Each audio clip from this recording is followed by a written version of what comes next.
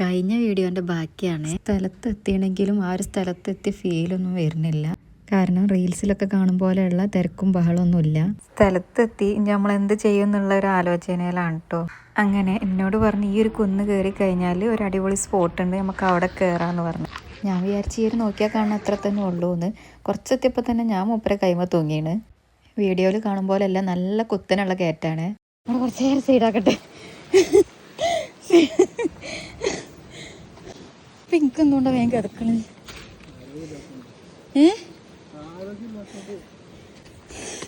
ഞാനാണെങ്കിൽ പറ്റിയ ചെരുപ്പ് പട്ട് നിങ്ങളോട് ആദ്യം പറയണ്ടേ. ഈ കയറ്റം കഴിഞ്ഞാൽ എത്ര ഉണ്ട്? ബൈക്ക് കയറി വരുമ്പോൾ നമ്മള് മുകളിലൊരു സ്ഥലത്ത് പോയിട്ട് നിർത്തിയാണ്. എന്നിട്ട് പിന്നെ നടവഴി കൂടെ അങ്ങ് കയറി പോയി. ചോറുമല്ല ഇരുട്ടത്തല്ലേ കൊണ്ടുപോയി, ഇരുട്ടത്തല്ലേ കണ്ണൊട്ടിച്ച് കൊണ്ടുപോയി. ഈ ഒരു ഡ്രസ്സ് ഇടാൻ കാരണം മുന്നത്തെ വീഡിയോയിൽ പറഞ്ഞിട്ടുണ്ടായിനി. ആൾ നല്ല കൂളായി കയറി പോകുന്നുണ്ട് കേട്ടോ. ചെറിയൊരു കയറ്റം പറഞ്ഞ് കയറ്റിയതാണ്. കയറി നോക്കിയപ്പോൾ 1 അല്ല 2 അല്ല 3 4 കയറ്റം കഴിഞ്ഞിട്ടാണ് അങ്ങോട്ട് എത്തിയത് കേട്ടോ. വണ്ടികൾ വരെ കയറുന്നില്ല, പിന്നെ മനുഷ്യന്മാരെ കാര്യം പറയണ്ടല്ലോ. നല്ല പറ്റിച്ചല്ലോ എന്നെ പറ്റിച്ച്.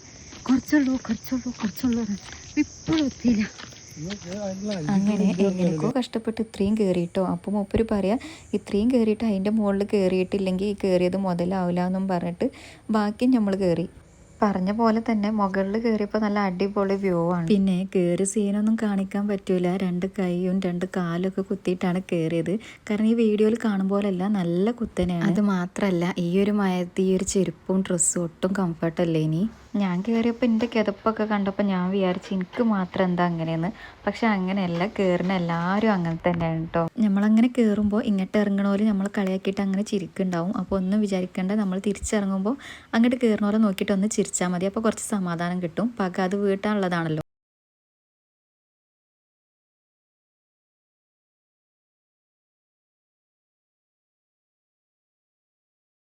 പിന്നെ ഈ കയറ്റൊക്കെ ഇറങ്ങി കയറി വന്നപ്പോൾ നമുക്ക് നല്ല വിശപ്പേനി. അപ്പോൾ ഒരു നൂഡിൽസും വാങ്ങി. ഓർഡർ ചെയ്ത നൂഡിൽസ് ആണെങ്കിലും കിട്ടിയതൊരു മസാല റൈസ് ഇനി.